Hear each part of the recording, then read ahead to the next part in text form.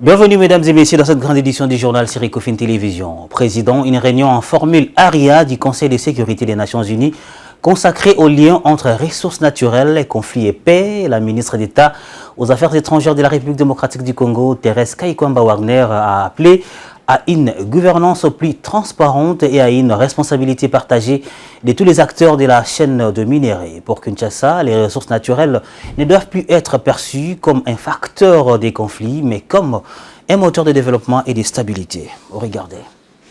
Cette rencontre avait pour thème les liens entre les ressources naturelles, les conflits et la paix, renforcer l'action internationale pour une gouvernance responsable des ressources naturelles. À l'issue des échanges, la chef de la diplomatie congolaise a salué la qualité des contributions des États membres, des experts et des différents participants. Elle a estimé que l'objectif de cette rencontre, qui était d'ouvrir un espace inclusif de réflexion sur les défis liés à l'exploitation des ressources naturelles et leur impact sur la sécurité internationale, a été atteint. Je tiens au nom de la République démocratique du Congo et en ma qualité de présidente du Conseil de sécurité pour le mois de juillet à remercier tous les participants, experts et États membres pour la qualité de leurs contributions.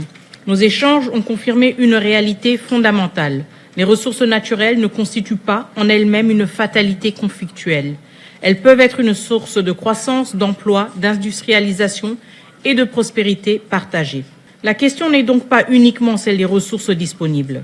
Elle est celle de leur gouvernance, de leur destination et de la répartition des bénéfices qu'elles produisent. Au-delà de la diversité des approches exprimées, un consensus clair s'est dégagé sur l'impératif d'inverser la tendance qui conduit encore trop souvent les ressources naturelles à alimenter les conflits plutôt qu'à servir la paix, la sécurité, la prospérité, le développement durable et la croissance inclusive. Cette réunion en formule ARIA marque ainsi une nouvelle étape dans les plaidoyers de la République démocratique du Congo pour une gestion responsable des ressources naturelles, particulièrement dans les régions où les richesses minières restent au cœur des enjeux sécuritaires et économiques. C'est un pas important dans le renforcement de la coopération militaire entre l'Égypte et la République démocratique du Congo. Les vice-premiers ministres de la Défense nationale, Guy Kabombo Mwadinvita, a effectué les week-ends derniers une visite de travail à l'Académie militaire égyptienne. Par cette descente qui fait suite à la récente mission d'itinérance du chef de l'État, Félix-Antoine Tshisekedi Tshilombo en Égypte, Kinshasa veut s'appuyer sur les Caire pour renforcer les capacités opérationnelles des FARDC. Retour sur les faits.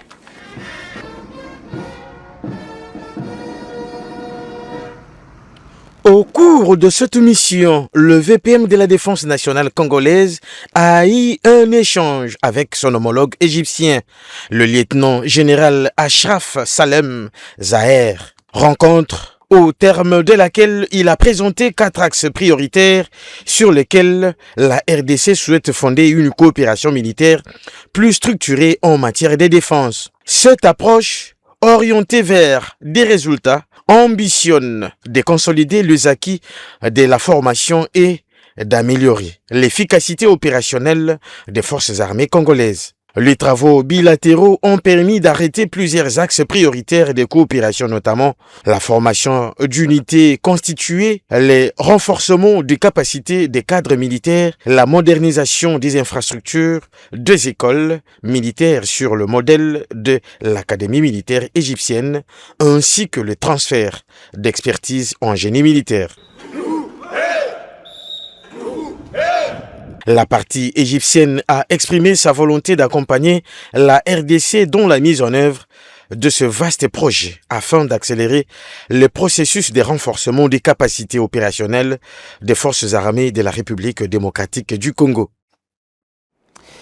Après les médias, partenaires et les acteurs de la société civile, l'Inspection générale des finances prépare un séminaire de vulgarisation du plan stratégique triennal 2026-2028 à l'intention cette fois-ci des mandataires publics, placés sous les thèmes les plans stratégiques triennal 2026-2028 de l'UGF vers un contrôle moderne, préventif et systémique au service de la bonne gouvernance des entreprises et des établissements publics. Ces assises se tiendront du 15 au 16 juillet de l'année en cours à la galerie La Fontaine dans la commune d'Ilagombe à Kinshasa. Ce séminaire s'inscrit dans la continuité des efforts de l'Inspection générale des finances de vulgariser sa réforme sur les contrôles systémiques, laquelle s'appuie sur le numérique pour moderniser la gouvernance financière en République démocratique du Congo. Igor Biwaka nous en dit plus. L'inspection générale des finances poursuit sa campagne de vulgarisation du plan stratégique triennal 2026-2028. Après le séminaire de renforcement des capacités autour de cette réforme en faveur de médias partenaires et acteurs de la société civile, voilà, l'IGF, sous la conduite de l'inspecteur général des finances et chef des services Christophe Bitassimwa Bailly, se prépare à sensibiliser cette fois-ci le mandataire public. Pendant 2 jours, soit du 15 au 16 juillet 2026, la galerie La Fontaine dans la commune de la Gombe à Kinshasa sera le théâtre d'une activité de grande envergure placée sous les thèmes « Le plan stratégique triennal de l'IGF vers un contrôle moderne, préventif et systémique au service de la bonne gouvernance des entreprises et établissements publics ». Ces acteurs, aussi importants dans l'architecture économique d'une nation, vont ainsi s'imprégner des tenants et aboutissants de cette réforme qui mise sur la digitalisation pour renforcer la gouvernance financière. Par le contrôle systémique, l'IGF entend s'ériger en une institution d'intelligence, mieux encore en un véritable centre névralgique des régulations financières en vue d'optimiser l'efficacité de ces contrôles. Estimée, pour rappel, à 39 millions de dollars américains, la réforme sur le contrôle systémique s'étend sur 3 ans. Avec 3 étapes clés pour sa matérialisation. En 2026, il est prévu la mise en place de l'infrastructure numérique. En 2027, interviendront les premiers essais du contrôle systémique et en 2028, son opérationnalisation effective. Cet élément était au sommaire de ce journal. Après son passage remarquable à la tête de l'inspection générale des finances, Jules Alingué-Tekei a positivement marqué les esprits des Congolais par son engagement contre la prédation des finances publiques sous l'impulsion du chef de l'État, Félix-Antoine Tshisekedi Tshilombo. Afin d'immortaliser le travail qu'il a accompli, Jean-Claude Katende, président de l'Azado, propose la construction d'un monument en hommage au désormais inspecteur général des finances, chef des services honoraires et émérite. Il est invité de l'émission Les dossiers d'Ecofin Télévision. Regardez. Contrairement aux fausses allégations et agitations de pacotille qui alimentaient la toile contre la personne de Jules Alingué-Tekei, 2 voix s'élèvent pour défendre ce vaillant disciple du président de la République, qui a porté valablement sa vision anti-corruption. Depuis que l'IGF existe, vous savez, les gens vont tout faire pour effacer M. Alingué, raconter des choses autour de sa personne. Je dis d'abord que M. Alingué, c'est un être humain qui peut commettre des erreurs. Mais quand vous regardez l'ensemble du travail fait par M. Alingué, il y a lieu de se réjouir. Il a été quand même, depuis que l'IGF existe, l'un des Congolais qui a pu priver du sommeil, n'est-ce pas, aux prédateurs des biens de l'État. À la tête de l'IGF, la réputation du désormais inspecteur général des finances, chef des services honoraires et émérites a fait large écho, lui valant ainsi des reconnaissances internationales. Le prix Forbes Best of Africa aux États-Unis et les doctorats honoris causa au Maroc figurent en ligne des mires. Pour Jean-Claude Katende, ce travail titanesque qu'il a accompli mérite de dignes honneurs. Le président de l'Association africaine pour le droit de l'homme propose ainsi l'érection d'un monument pour immortaliser les actions de Jules Alingué-Tekei.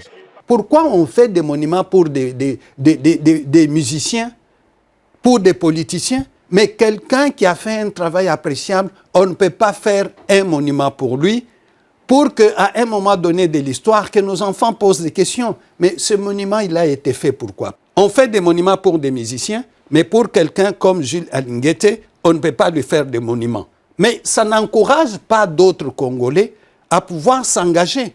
D'après cet acteur de la société civile, Jules Alingué mérite le soutien et la reconnaissance de tous. Il a couru énormément de risques. On pouvait le tuer, on pouvait l'empoisonner, on pouvait faire ceci ou cela. Mais Dieu l'a protégé dans tout ça. Je dis tout simplement que globalement, le travail de M. Alingué doit être respecté par tous les Congolais. Dès son passage à la tête de l'IGF et grâce à la volonté politique du chef de l'État, Félix-Antoine Tshisekedi Tshilombo, Jules Alinguete Key a contribué significativement à la révision du contrat sino-congolais, dont le rééquilibrage a permis à la partie congolaise d'engranger 7 milliards de dollars américains pour la construction, entre autres, des infrastructures routières. La République démocratique du Congo veut faire du marché carbone un levier pour valoriser ses forêts et mobiliser de nouvelles ressources financières. Le gouvernement assure avoir engagé des réformes pour encadrer ces mécanismes, mais des experts appellent à revoir certaines dispositions de la loi, notamment sur la gouvernance et la répartition des bénéfices. Ben Chokuta et Edi Boma pour les détails. Dans cette salle, il y a un expert dans ce domaine-là qui est dans mon cabinet, Emmanuel Tassot, qui a travaillé pendant longtemps sur des tourbières et avec qui on développe des stratégies pour protéger nos tourbières, non seulement les protéger, mais faire en sorte que les pays ramènent de l'argent, les ressources forestières à partir des marchés carbone que nous sommes en train de construire. Mais concrètement, qu'est-ce que le marché carbone et comment fonctionne le système des crédits carbone? Plus vous avez des arbres, plus il y a séquestration de ces carbones. Et les pays qui séquestrent les plus peuvent voir comment ils peuvent faire des transactions avec les pays qui séquestrent les moins. Compensation, en fait, c'est ce qui se passe. Donc, pour le gouvernement, le marché carbone représente une opportunité pour la RDC de mieux valoriser son potentiel forestier.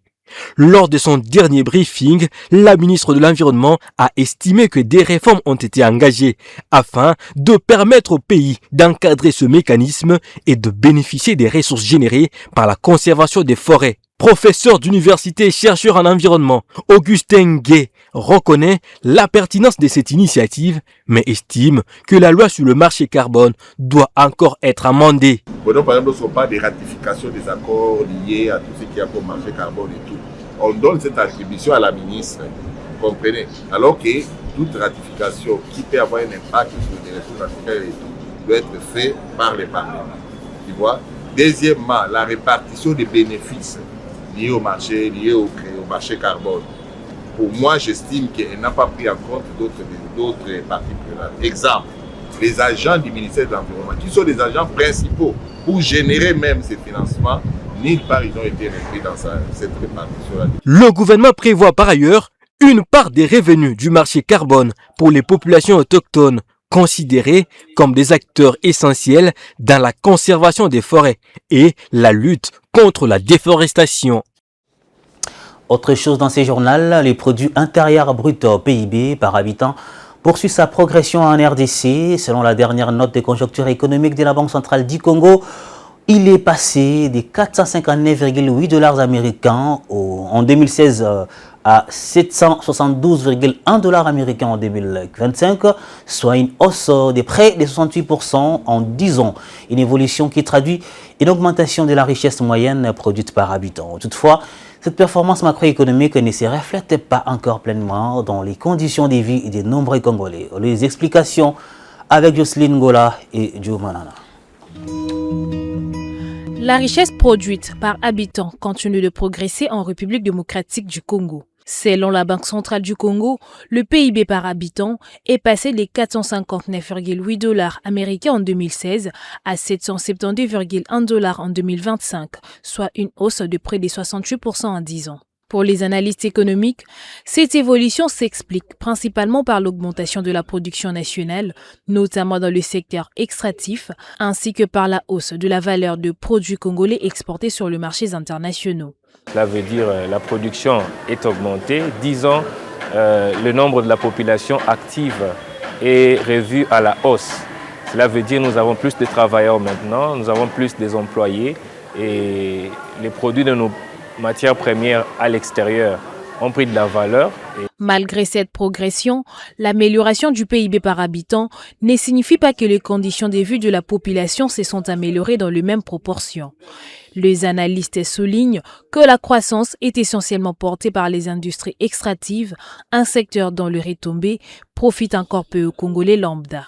Ce décalage contribue à maintenir un niveau élevé de pauvreté malgré les bonnes performances affichées par certains indicateurs macroéconomiques. L'impact n'est pas direct parce que le secteur qui porte la production en RDC, c'est principalement le secteur extractif.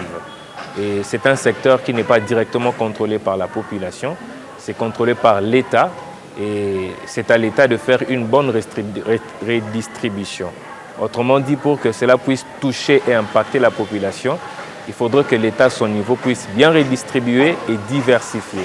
Et lorsque l'État diversifie, il permet à la population d'être directement affectée et impactée par une hausse des productions intérieures brutes. Pour rendre cette croissance plus inclusive, les analystes plaident pour une transformation du modèle économique congolais. Le pays doit réduire sa dépendance aux exportations des matières premières et renforcer la production locale. Une économie davantage tournée vers la transformation et la consommation de produits fabriqués sur place permettrait de mieux résister aux fluctuations de marchés internationaux et de faire profiter plus largement la population des fruits de la croissance économique. Le secteur automobile en RDC connaît un important tournant réglementaire. Un décret signé le 24 janvier 2026 par la première ministre Judith Suminwa-Tuluka instaure de nouvelles conditions d'importation de véhicules d'occasion. L'objectif est de renforcer la sécurité routière, d'améliorer la qualité du parc automobile national et de limiter l'entrée des véhicules trop anciens ou en mauvais état. Reportage signé Benita Isiabo et Diboma. Pour être admis à l'importation en République démocratique du Congo, les véhicules devront désormais répondre à plusieurs exigences, être en conformité et être certifiés par un centre de contrôle technique agréé dans le pays d'origine. Mais le plus important, l'interdiction de l'importation des véhicules de plus de 10 ans d'âge. Une décision saluée par les acteurs du secteur automobile qui estiment qu'elle contribuera à améliorer la qualité du secteur de l'automobile congolais. Toutefois, cette réforme suscite également des inquiétudes. Ils redoutent qu'elle n'entraîne une hausse des prix des véhicules importés, une situation qui pourrait pénaliser une grande partie de la population en raison de son faible pouvoir d'achat. Nous qui sommes dans le secteur de vente, ça peut nous endommager quelque part. Et nos frères qui sont en Europe, qui envoient le véhicule, parce qu'acheter une voiture neuve en Europe ou bien une voiture qui a une date un peu récente, qui n'est pas trop vieille, c'est trop coûteux.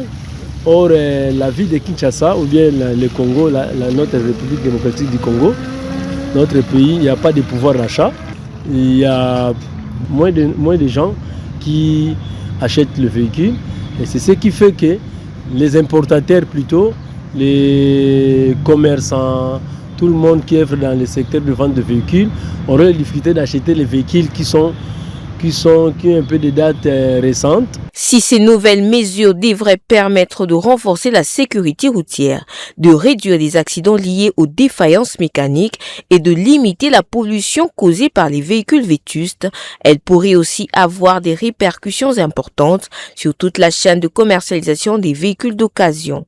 Les importateurs, les revendeurs et en définitive les consommateurs pourraient être confrontés à une augmentation des coûts et à une offre plus limitée. Papi Louis Ndola, revendeur des véhicules d'occasion à Kinshasa, s'exprime. Les conséquences sont inévitables. Il y aura vraiment l'impact significatif au niveau de la population, au niveau de nous qui œuvrons dans le secteur de vente de véhicules, au niveau des importateurs, tous ces gens-là, au niveau des déclarants, au niveau des régies financières qui s'occupent de la douane et consorts. Il y aura de l'impact. Il y a l'interdiction de véhicules, mais ils vont augmenter encore le fraude parce que les gens qui œuvrent dans ces domaines-là, surtout dans les régies, ils ont l'habitude de frauder par rapport à l'âge du véhicule. Un véhicule qui date de 25 ans, mais ils peuvent mettre ça à 13 ans. Comme ils ont décidé, le véhicule de plus de 15 ans ne puisse pas entrer. Ils peuvent mettre ça, c'est un véhicule qui date de 14 ans, or c'est un véhicule de 21 ans. Au niveau des vendeurs de véhicules, il y aura aussi un impact significatif. Pourquoi? Parce que les véhicules qu'on va nous amener, qui sont presque récents, ne sera pas, il n'y aura pas la compatibilité entre les types d'acheteurs, les catégories d'acheteurs que nous avions ici et le prix du véhicule vendu. Il convient de rappeler que ces mesures s'inscrivent dans la volonté du gouvernement d'assainir le secteur de l'automobile en RDC, de lutter contre la pollution environnementale et de renforcer la sécurité routière. Le Daring Club Motema Pembe, DSMP, vient de bénéficier du soutien du gouvernement de la République à travers le ministère des Sports et Loisirs. Le club sportif congolais a reçu une enveloppe de plus de 630 000 $ américains destinée à apurer ses dettes. Cet accompagnement intervient dans un contexte où les clubs quinois traversent une période de tension financière. Plus de détails avec Patrick John Mukengisha et Ruben Manata. Mouyadi, la passe de Mouyadi. Eh oui, Biggie Bello! Pendant plusieurs années, le Daring Club Motema Pembe a été confronté à une lourde situation financière, marquée notamment par de dettes accumulées envers son personnel sportif. Une crise qui a fortement perturbé le fonctionnement du club. L'intervention du gouvernement à travers le ministère des Sports et Loisirs vient ainsi apporter une réponse concrète à cette situation. Un geste salué par le dirigeant du DSMP qui reconnaissent l'écoute et l'engagement du ministre du Djebou-Dimbu en faveur du club quinois. Nous remercions beaucoup son Excellence le ministre des Sports et Loisirs de cette réunion, surtout des efforts qu'il a personnellement fait pour que les dettes de Daring soient examinées, soient épurées. Moi, c'est un sentiment de joie parce que vous savez, le Daring a traversé une des années les plus sombres de son histoire en étant jusqu'à être relégué en 2e division à cause d'une mégestion de dettes qui ont beaucoup traîné. Et je pense que le ministre qui nous avait reçus la première fois avait promis de trouver les solutions pour sauver le Daring et chose promise, chose due. Aujourd'hui, il nous a appelés pour nous informer que le montant en question a été décaissé par le gouvernement et mis à la disposition du club. Relégué en Ligue 2 à l'issue de la dernière saison sportive, le club vert et blanc doit désormais relever plusieurs défis, notamment celui de retrouver une stabilité financière et de reconstruire des bases sportives pour revenir au plus haut niveau. Alors que les autorités provinciales envisagent d'aménager sur l'actuel site du jardin zoologique un marché moderne, des réactions fusent de toutes parts. Si certains y entrevoient une initiative salvatrice, d'autres parcs ailleurs plaident pour leur prise en charge. C'est le cas des vendeurs qui exercent aux alentours de ces sites. Ils sollicitent de manière anticipative un espace dans les nouveaux centres de négoce qui sera érigé. Reportage de Michel Gonchama et Ruben Manata. Installé depuis de nombreuses années le long du couloir reliant la morgue du centre hospitalier universitaire de la Renaissance, ex-hôpital général de Mamayemo, au jardin zoologique de Kinshasa. Ce vendeur et vendeuse d'articles funéraires vivent aujourd'hui dans l'incertitude.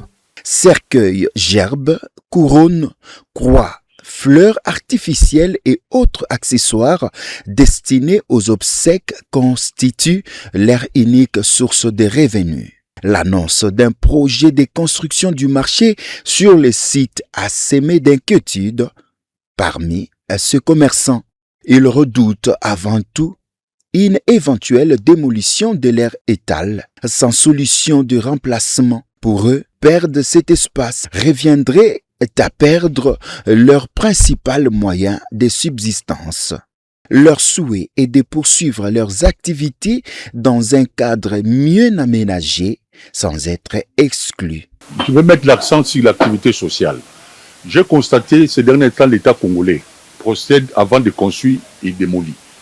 Il y a la démolition. Or, ça a une implication négative du point de vue social.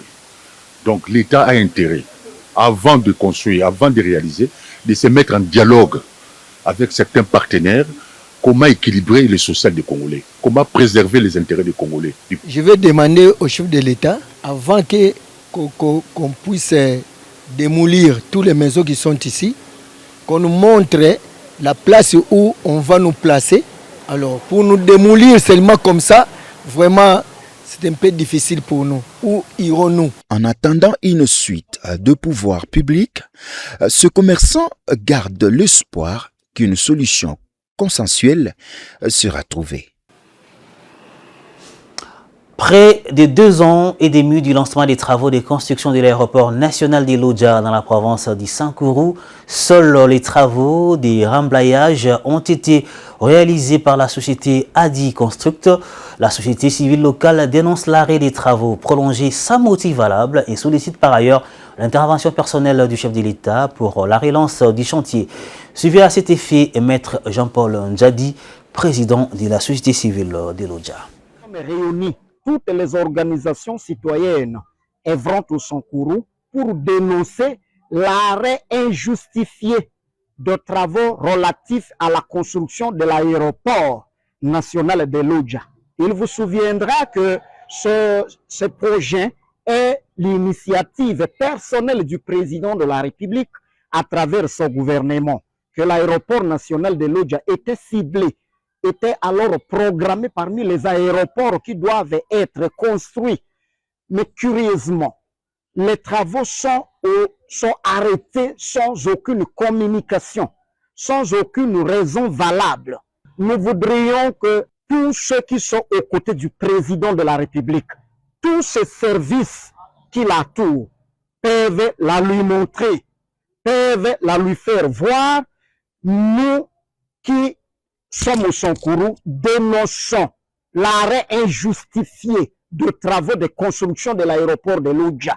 Et d'ici, nous aurons mené des démarches constitutionnelles qui nous sont reconnues pour continuer à dénoncer parce que nous n'avons aucun autre canal.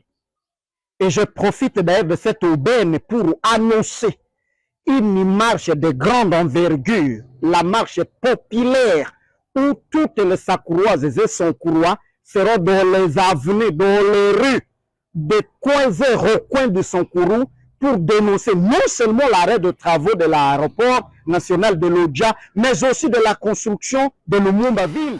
La continuité de cette édition du journal, c'est avec la revue des presses maintenant et tout de suite.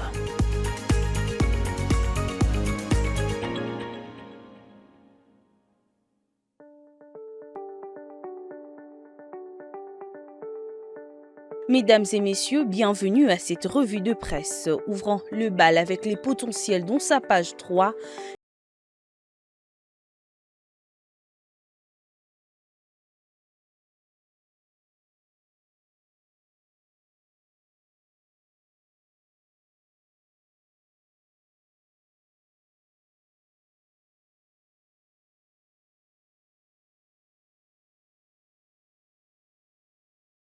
N'a pas pour objectif de compliquer la transaction, elle répond à une obligation réglementaire destinée à assurer la traçabilité des opérations et à prévenir le fraude ainsi que les activités financières illicites. En présentant une pièce d'identité valide, les clients contribuent à rendre le marché plus sûr pour tous.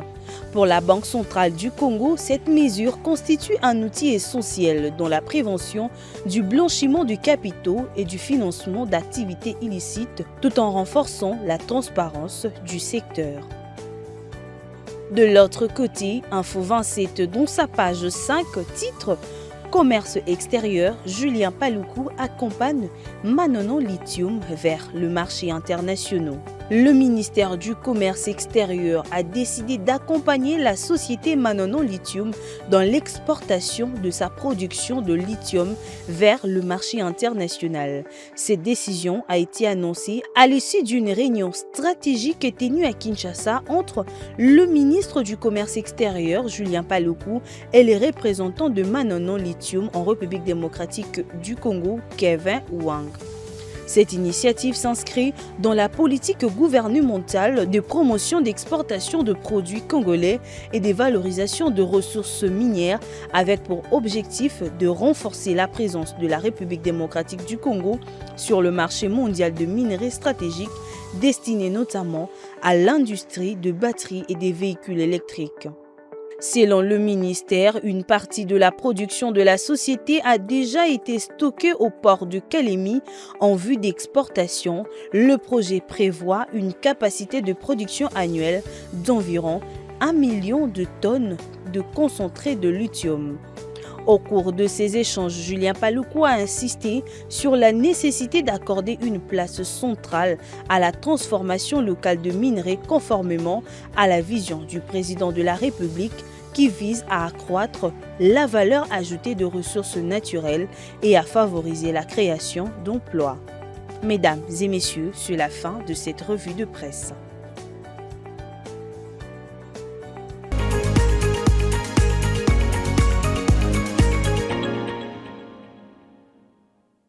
Ce journal est complètement terminé, mesdames et messieurs. Merci de votre attention. Restez sur Ecofin Télévision. Je vous retrouve demain à la même heure avec les mêmes plaisirs. D'ici là, portez-vous bien. Ciao, ciao, ciao.